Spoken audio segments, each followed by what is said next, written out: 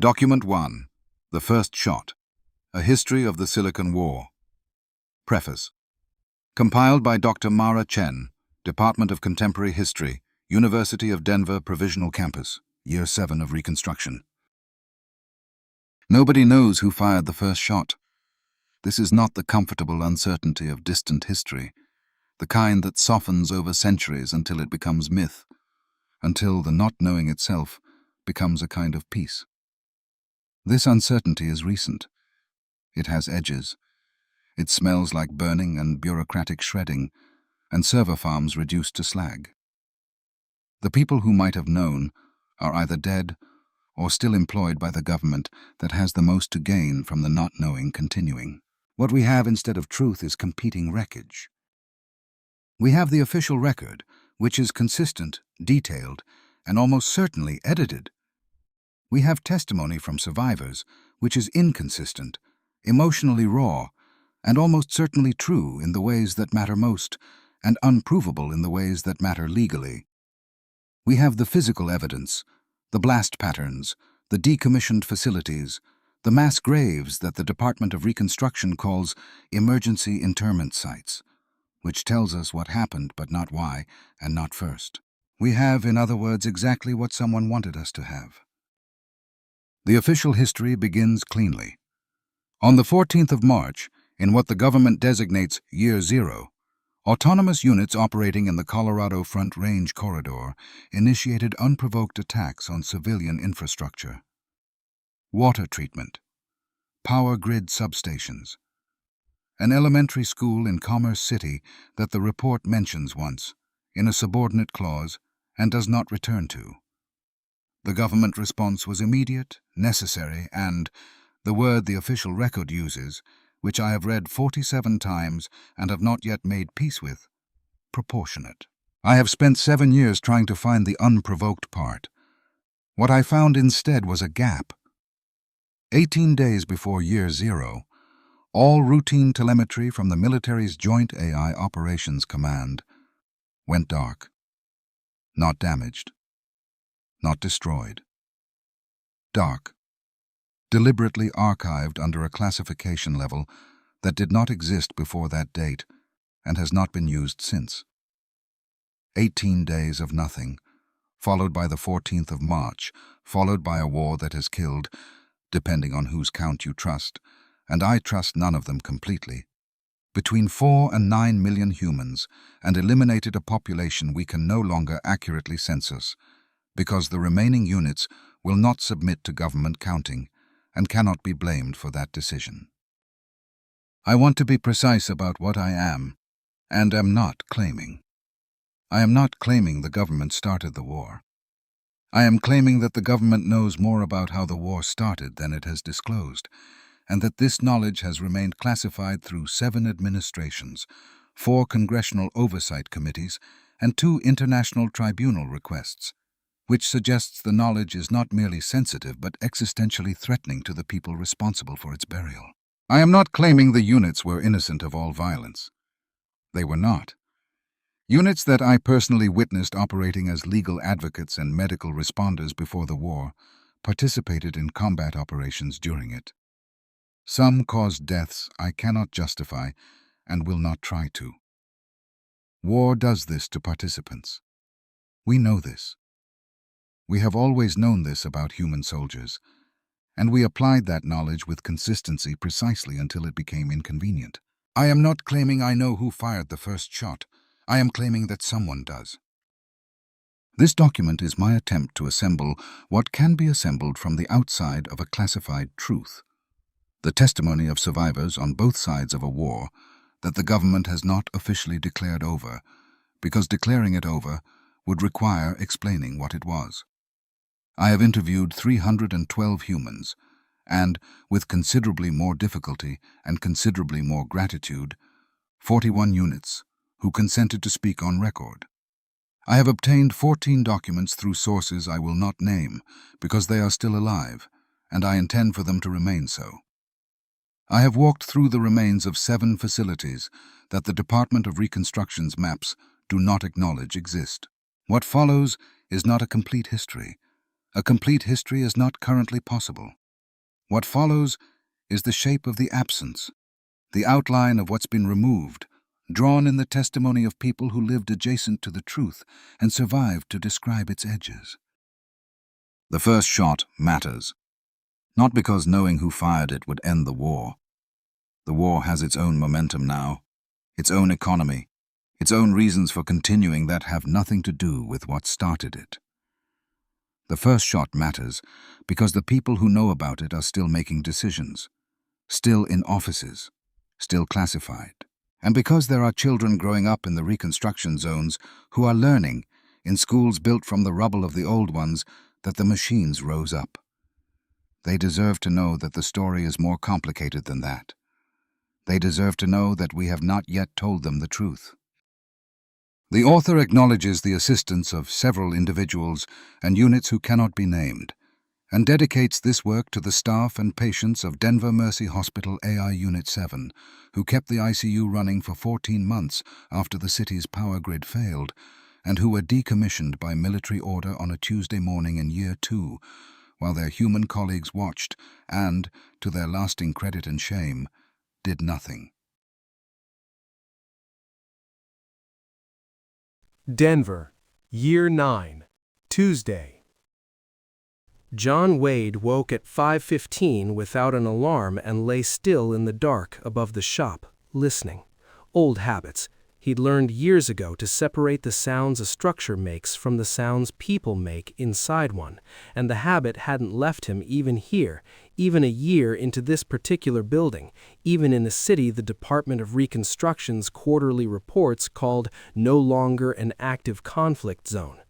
He listened until the building was just a building, then he got up. Downstairs before 6. He checked the 2 locks on the interior door, not from the inside. You couldn't tell anything from the inside, but from the outside, the way the frame sat in the jamb, the angle of the deadbolt. He'd explained this once to someone who'd asked and watched their eyes go slightly unfocused. He'd stopped explaining it after that. The shop smelled the way it always smelled, motor oil and metal and the faint chemical sweetness of contact solvent. He crossed to the Coke machine first, the way he always did, red and white against the west wall, slightly too large for the space, the kind of machine that had belonged in a corner store in the 9th Ward for 30 years before John drove a borrowed truck through flood water to retrieve it. The compressor had been rebuilt twice since New Orleans. It runs better than it had new. He checked the temperature gauge, restocked the columns from the back the way the man who owned it originally had taught him, and stood with his hand on the top of it for a moment the way you rested a hand on the shoulder of someone sitting down. Then he made coffee and went to work. Tell me something good, John. Marcus came in at 7:40 with a fan motor from his food truck and his usual expression of resigned optimism. John looked at the motor without touching it yet. "Where'd you park the truck?" Corner of Colfax and... "In the sun." It's March. "Leave it with me. Come back at noon." Marcus leaned on the counter with the ease of a man who had been leaning on this particular counter for the better part of a year. He looked at the Coke machine. "Little early." Little early. He pushed off the counter and left. The morning moved the way mornings moved in the shop. The pump housing that needed a seal he hadn't expected. Mrs. Okafor arriving at 10 with her sewing machine motor and 20 minutes of news about her daughter's school play. The jollof rice she left on the shelf above the hot plate that tasted like somewhere that still knew what it was doing. John charged her $8. That was what the cleaning solution cost him. At 10:40, a man came in with no motor. John registered this the way he registered everything, without changing expression, without altering the rhythm of his work. The man wore Reconstruction-issue clothes that were slightly too clean. He looked at the shop the way people looked when they'd been told what to expect and were checking it against the description. His eyes went to the Coke machine and stayed there a beat too long. "Heard you do motor work, also heard you do other work sometimes, for the right situation." Motors. That's what I do. The man nodded slowly, looking at the back of the shop. At the door behind the workbench, the specific, careful casualness of someone who had been trained to look casual. Then he left. John worked for 30 more seconds exactly. Then he put down his tool and stood still and let himself feel the shape of it. Not what it meant yet, just the shape. Third new checkpoint this month. A man with no motor asking about other work. He picked up his tool. The work was still there, and there was nothing else to do right now. Marcus came back at noon with his cold brew and the motor, and the easy silence of a man who had decided overnight that what he hadn't mentioned yet could wait until after the work was done. John repacked the bearing while Marcus leaned on the counter. They didn't speak until the job was finished, and then Marcus said, The man this morning. What may? 10:40, left without a motor. I was across the street, not watching your shop specifically. I know you weren't. He went through the federal checkpoint both directions. Nobody stopped him. John's hands went still on the workbench. In the grammar of Year 9, that sentence meant something precise. Checkpoints stopped people. A man who passed through a new one twice without being searched was either very lucky or expected, and luck in Year 9 was not something John had learned to count on. He finished the job. He got 2 Cokes from the machine and opened them and handed one to Marcus, and they stood in the shop with the machine humming behind them and drank without speaking. Outside, Denver went about its Reconstruction afternoon. The supply trucks, the core vehicles, the particular exhausted rhythm of a city doing what it had to do to keep being a city. My cousin in Port-au-Prince had a saying. A man who fixes engines understands that sometimes you don't repair the part that's making the noise. You find out why it's making the noise. Your cousin sounds like a smart man. She was. He set the bottle on the counter and picked up the fan motor. He didn't say anything else. He didn't need to. John watched him leave and then stood holding his Coke and turned the checkpoint information over from every angle he could find, and when he was done, he put it in the place where he put things he couldn't act on yet and went back to work. Yara came in at 4, the way she had every day that week. Backpack pulling at her left shoulder the way it always did. $2 already out of the small front pocket before she got to the counter. Quarters and dimes, careful, the arithmetic of someone who tracked every cent. John had the Coke open before she asked. She took it with the brief, focused gratitude of someone who didn't have it often, and sat in the chair against the wall and drank it while the March light came through the front window at its low afternoon angle, and the radio played something slow. Do you think they really rebelled? Not provocatively. The genuine, open uncertainty of someone who had been given an answer that didn't fully satisfy her and was still carrying the question. I think what happened was complicated. That's what my history teacher says too, but she says it like she's not allowed to say anything else. John almost smiled. Almost. Drink your Coke. She drank it. She left the way she always left. Backpack on, $2 transaction complete, the evaluative quality in her eyes that was older than 14. John watched the door close behind her and listened to the bells settle, and then turned back to the workbench, and the afternoon continued until it was 6, and he closed the shop. Cash reconciliation, inventory, beans and rice on the hot plate eaten standing, the end-of-day things done in their order. He checked the Coke machine last. 38 degrees. Good. He checked the locks. Front door, back door, interior door. He stood in the middle of the quiet shop and let himself think about the crate. It had arrived yesterday. Standard routing, nothing unusual about the manifest, HVAC components stenciled on the side, and fragile below that in red. He had signed for it and moved it to the basement and not opened it. He had let the shop breathe first. He had let the days settle around the fact of it before he did anything about the fact of it, because that was how you did things when the thing you were doing could make everything wrong.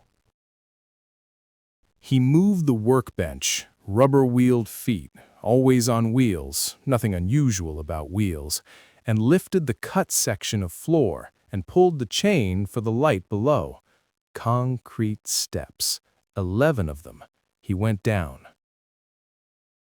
The crate sat where he'd left it, undisturbed, holding whatever it held in the specific patience of something that had learned to wait.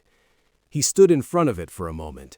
Then he found the seam and broke the seal and opened it. Inside, packed in foam cut precisely to her shape, was a child. Not a child. He stood at the bottom of 11 concrete steps in the basement under his motor shop and looked at what someone had trusted him with and felt the specific quality of a situation that had just become different from what he'd thought it was. Above him, the Coke machine hummed. The city went about its Tuesday evening. John Wade did not move for a long time. He didn't know yet what she would say when she woke. He didn't know yet what it would cost. Next episode, the diagnostic screen reads 4%. John goes down with a tool and a decision. Then she speaks.